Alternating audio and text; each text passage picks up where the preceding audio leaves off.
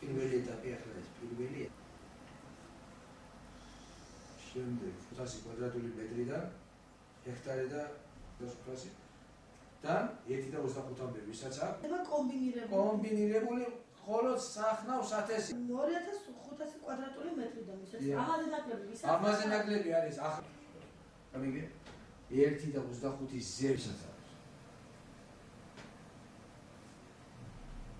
თვითონ ბარათს მოქმედების ვადა აქვს 1 აგვისტომდე მაშინ შეუძლია ნებისმიერ დროს გამოიყენოს ამ ვადაში ეს ბარათი გადაეცემა იმ ბენეფიციარებს რომლებსაც აქვს